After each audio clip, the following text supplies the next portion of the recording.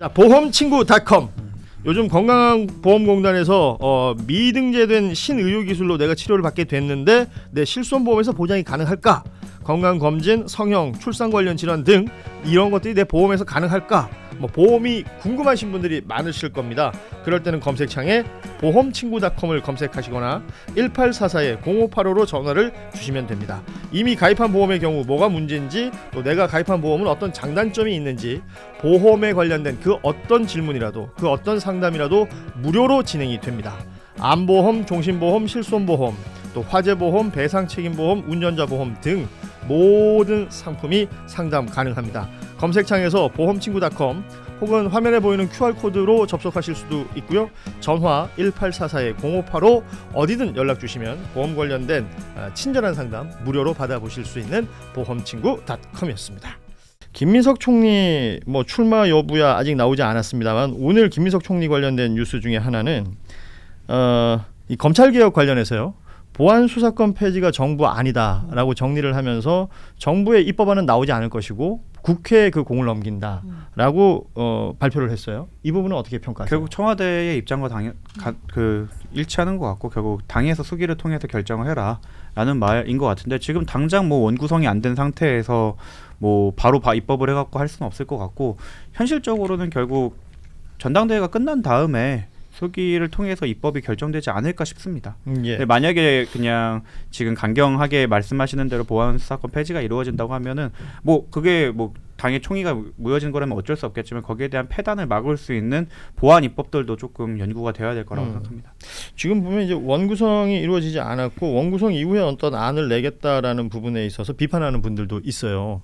그래서 원구성이 중요한 것이 아니라 지금 있는 수많은 아이디어를 진행시킬 수 있는데 왜 진행시키지 않느냐 라는 비판에 대해서도 지금 어찌됐건 김민석 총리의 이제 정부 안이라는 게 정리가 됐다라고 지금 보도가 조금 전에 속보로 나왔기 때문에요. 이후 일정들 어떻게 진행될지도 좀 눈여겨볼 필요가 있을 것 같습니다. 자, 그리고 최고위원회에서 민주당에서 보면 이제 강득구 의원하고 문정복 의원하고 그러니까 선장 가지고 싸웠잖아요. 싸웠다는 표현이 적절할지 모르겠습니다만, 이제 대한민국호의 선장과 민주당의 선장이 다른 것인가? 누구는 다르다 그러고 누구는 하나다 그러고 이런 얘기들까지 나오고 있고, 당 내에서 이 소위 말하는 계파로 나누어지는 장면들이 지금 목격이 되나요? 임세현 부대변인? 대답을 하실 수 있을까요? 아니 보이는 게 다일 것 같아요. 제가 첨가할 것도 아니고 해석할 것도 아니고 그냥 보이는 그대로일 것 같고, 딱 그냥 눈에 보이지 않습니까? 예. 누구는 예를 들어 대통령에 대한 이야기를 하면 누구는 다른 분에 대한 옹호를 하고 하다 보면은 그걸 꼭 굳이 개파라기보다는 내가 누구를 지지한다라는 게 눈에 딱 보이니까요. 아니 그럼 이 전당대회가 득이 되는 전당대회가 돼야 되지 네. 않겠습니까? 지금 그 양상은 너무 좀 득보다는 마이너스가 많아 보이는 것이다라는 평가들도 있고요. 그러니까 제가 이제 기자분들을 많이 뵙고 또 이제 여러 사회에 계신 여러분들을 많이 뵀을 때 다른 건 모르겠는데 딱 그 말 하시더라고요. 그러니까 대표가 누구 이거는 상관이 별로 없는데, 집권 1년 차에서 집권 1년 차 대통령, 게다가 윤석열처럼 헛짓거리 안 했던 일 열심히 하고 민생 챙기고 있는 대통령 집권 1년 차에 그게 의도했든 안 했든 집권 여당에서 뭔가 대통령과 대립되는 게 맞아요? 이렇게 물어보더라고요. 그 의도했든 안 했든, 안 했으면 안 한 대로 문제가 있는 거고 했으면 더 큰 문제가 있는 거고, 그게 맞냐에 대한 의구심은 많은 분들이 품고 계십니다. 예.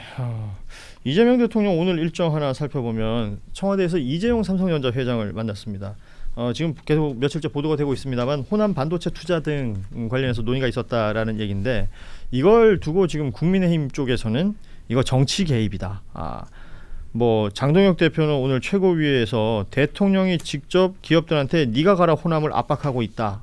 이런 표현까지 썼고요. 또 대구 경북 쪽 의원들은 따로 모여서 성명을 내고 입장을 내기도 했습니다. 호남 발전이나 호남 개발을 반대하는 건 아니라고 하면서도 여기에 정치가 개입되면 안 된다라는 또 입장을 내기도 했는데, 이 사람들은 국회의원 하면 안 돼요. 어허. 정치가 그런 거 결정하는데요. 정치가 뭐 하는지 모르는 사람들이 왜 정치를 하는지 모르겠네. 그리고 기업의 이익이 되지 않는데 그러한 의사결정을 할 리도 없고, 지금 뭐 공감을 못 하시는 분들도 있겠지만 그 글로벌 대기업들 같은 경우는 아리백을 거의 다 준수를 하고 있었고 준수를 해야 되는 상황입니다. 더 이상 석탄이나 원자력으로 그 획득한 전력을 사용한 물품을 판매할 수가 없는 사람이 없는 상황인데, 그리고 또 이거와 동시에 국가적 해결 과제인 뭐 저출산, 부동산 가격 같은 경우에도 해결을 하기 위해서라도 오국 선택이 돼야 되는 상황이지 않겠습니까? 그리고 지금 나온 호남에 뭐 반도체 클러스터 만든다는 것도 뭐 좀 호도를 해서 뭐 용인에 있는 수도권에 갔던 것을 빼는 게 아니라 용인에 있는 클러스터를 하나 더 만든다는 조금 더 빠르게 하고 호남에 만든다는 것이기 때문에 오국 삼특, 대한민국에 있는 고질적인 문제인 저출생이나 아니면은 수도권 집중도 해결하면서 거기에 만약에 땅이 좀 더 저렴하다고 하면 용수 문제나 이런 부분도 좀 더 쉽게 해결하고, 사실 생산한 전력을 송전하면서 로스하는 것들도 많이 줄일 수 있기 때문에 이게 그냥 경제적으로도 나은 선택이기 때문에 기업 입장에서 이거를 반대할 이유는 없을 것 같다. 관련해서 비판하는 국민의힘 혹은 개혁신당 쪽 의원들 얘기는 지금 국민의힘 대구 경북 지역에 있는 의원들은 구미에 전자공단이 있다. 여기 하는 게 훨씬 더 효율적이다. 이런 입장을 얘기하고 있고요. 그렇게 효율적으로 하면 서울 시내에 다 갖다 놔야지. 아니 근데 더 효율적으로 한다 그러면 사실은 지금은 예전이랑 다르게 그런 직접보다는 전력을 생산한 곳에서 가장 그 많이 굴리는 것이 대 효율적인 상황이기 때문에 지금 아리백을 달성하기 위해서라도 친환경 에너지가 많은 쪽에 지금 건설하자라는 명분으로 가는 거라 그 명분에 대한 대답을 해야 될 것 같은데 그게 아니라 그냥 기존의 관점으로 보기 때문에 이게 비판의 대상이 되는 것 같습니다. 여기가 국민의힘이 기업을 해본 사람이 별로 없는 거예요. 기업에서 경영을 해봤던 거나 투자 결정을 해본 사람이 없다고 저는 생각하거든요. 예. 기업이 예를 들어서 만약에 그러지도 않겠지만 야 여길 가야 대통령이 좋아한대 이러고 투자 안 합니다. 기업도 주주라는 게 명백히 존재해요. 이상하게 만약에 주주에게 해가 가는 행위를 하게 된다면 그것도 주주 배임 행위가 될 수 있기 때문에 엄청나게 투자를 할 때 하나하나 다 따집니다. 뭐가 1원이라도 더 우리한테 이익인가를 따지기 때문에 만약에 호남 갔으면 1원이라도 거기 가는 게 이익이 있으니까 가는 거예요. 기업 입장에서. 기업 입장에서 예. 당연하죠. 지금 뭐 댓글로도 올라오고 있고 지금 떡국열차님이 슈퍼챗 보내주시면서 박정희 때부터 패싱당했는데 지구 멸망할 때까지 호남은 혜택 받으면 안 됨. 사실은 어느 정권은 어느 지역을 좋아한다. 어느 지역만 발전시킨다. 이게 박정희 때부터 만들어진 일종의 정서이기도 하잖아요. 그렇죠. 제가 그 관련 특강을 많이 다니거든요. 우리나라에 이제 공단 1호가 구로공단이에요. 네. 왜? 박정희 개발독재가 지정을 한 거예요. 그러니까 구로공단이 된 거예요. 그래서 이제 서울이 발전하기 시작한 거예요. 예를 들어서 박정희 정권 때 목포공단 지정해서 목포가 발전했어요. 예. 울산의 중화공단 지정하지 않고 그다음에 어디 군산이라든가 새만금에다 지정했으면 군산이 발전한 거예요. 개발독재 국가의 지정에 의해 가지고 국가 주도형으로 발전이 된 거예요. 거기에 의해서 권력적 차원의 소외를 당한 거예요. 그럼 어떻게 해야 되냐? 반대로 보상적 차원에서 권력적 차원에서 여기에 대해서 배상을 해줘야 되는 거예요. 그게 이제 균형 발전의 논리거든요. 그래서 특히 저는 새만금에 주목하고 있는 게 새만금 이야기만 하면 제가 이제 자칭 전북 홍보 대사인데 자칭. 예, 서러운 거예요. 새만금 이야기가 나온 게 50년대예요. 예. 그리고 60년대 박정희 때도 또 나와요. 그리고 87년도에 노태우 대통령 공약에 새만금이 나와요. 공약으로 채택됐어요. 새만금이. 예. 그래서 그때 채택된 공약 중에 하나가 주택 200만 호야. 잠실에 아파트 지어요. 그거 지금 재개발 다 했어요. 새만금은 아직 산업적 시작도 못했어.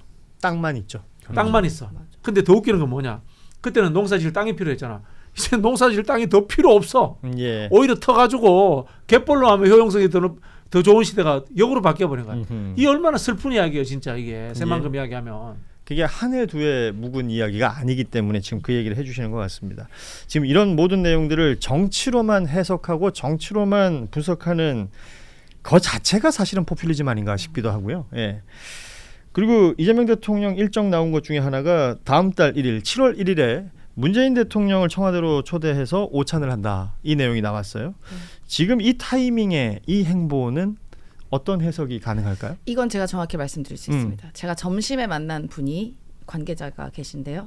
이게 지금 갑자기 한 게 아니라 오랫동안 오래 전에 계획이 되어 있던 이미 계획이 있었던 계획이 있었던 거고 이제 시기를 맞추다 보니까 이제 이날이 딱 된 거다라고 얘기를 들었습니다. 네. 뭐 더 이상 그러면 설명할 필요가 없군요. 예, 점심에 바로 따끈따끈하게 들었습니다. 예, 그냥 점심을 먹었네요. 그렇죠. 같이 자주 먹었죠. 하시면 좋죠. 네. 자주 하시면 좋고 뭐 저기 그림에 보면 유시민 작가도 밤에 뭐 조용히 불러다가 소주 한 잔 대접 하시던지요. 뭐. 대접하시든지요. 네. 예. 지금 그 유시민 작가 얘기를 하셨지만 저 그림은 저희만 볼 수 있습니다. 지금 방송을 보시는 분들은 못 보고 계신 그림이라서 다시 한번 보여주세요. 네. 관련 이야기도 뭐 좀 나눌 만한 내용들이 해맑게 많겠죠. 유시민 작가와 문재인 전 대통령이 그러니까 서울 국제도서전에서 토크쇼 형태로 뭐 북토크를 했다. 뭐 탁현민 전 비서관도 함께했다라는 보도들도 있었습니다. 그리고 유시민 작가의 행보가 최근에 이제 노무현재단 상임고문직을 내려놓으면서 그러니까 많은 분들이 그렇게 해석했잖아요. 이제는 진짜 비평을 본격적으로 하려나 보다라는 얘기를 했었는데 또 어젠가요? 다스베이다 녹화했다는 네. 내용들도 지금 시중에 막 이야기가 되고 있는 내용들도 있고 여러 관심사가 지금 두루두루 나오고 있는 상황입니다. 자, 다음은 이제 국민의힘 이야기를 좀 해보겠습니다. 장동혁 대표가 퇴원을 했고 당무에 이제 복귀를 했고요. 오늘 최고위 퇴원한 이후에 처음으로 참여를 했는데 참석을 해서 투표용지 부족 사태 관련해서는 특검을 끝내 거부하면 혁명 수준의 국민 저항이 일어날 것 이런 표현을 했습니다.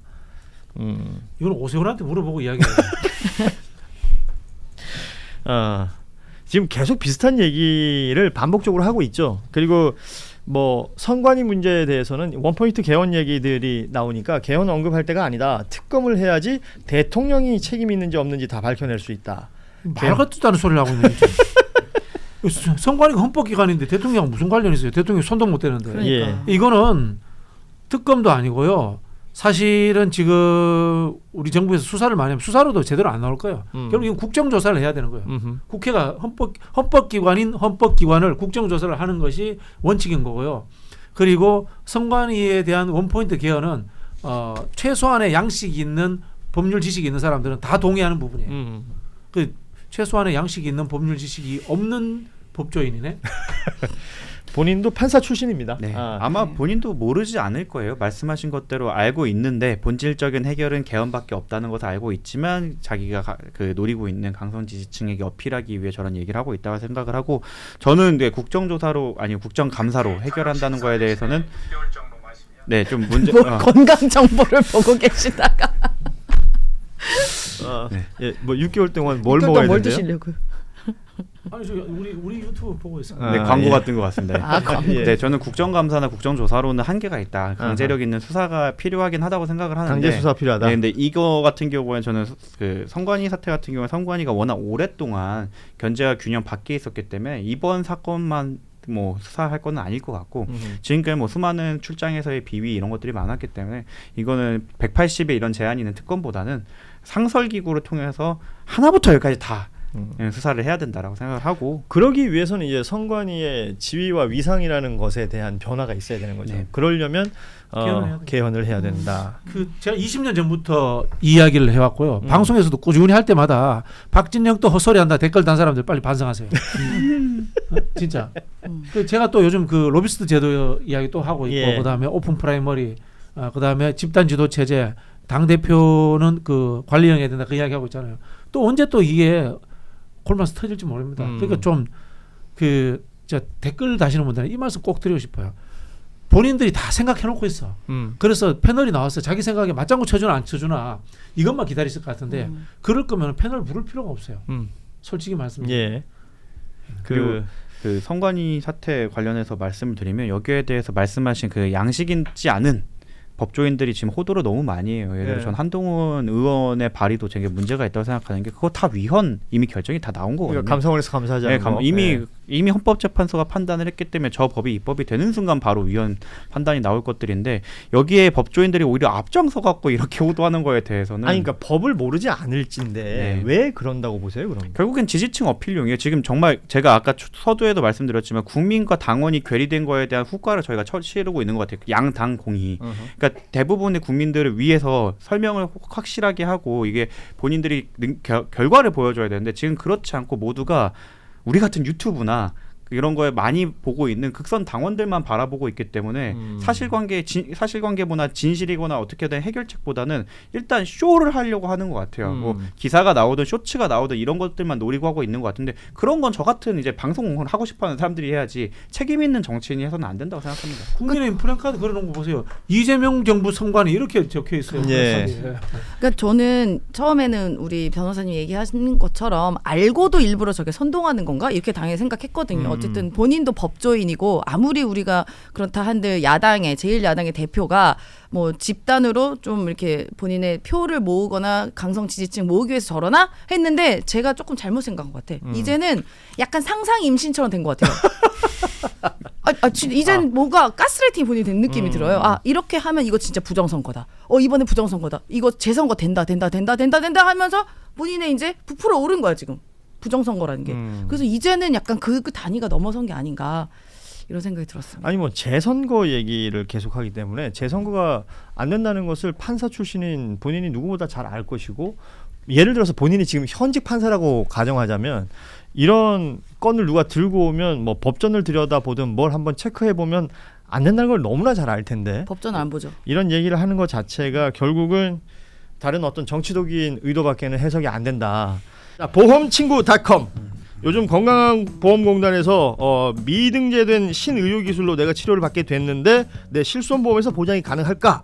건강검진, 성형, 출산 관련 질환 등 이런 것들이 내 보험에서 가능할까? 뭐 보험이 궁금하신 분들이 많으실 겁니다. 그럴 때는 검색창에 보험친구.com을 검색하시거나 1844-0585로 전화를 주시면 됩니다. 이미 가입한 보험의 경우 뭐가 문제인지 또 내가 가입한 보험은 어떤 장단점이 있는지 보험에 관련된 그 어떤 질문이라도 그 어떤 상담이라도 무료로 진행이 됩니다.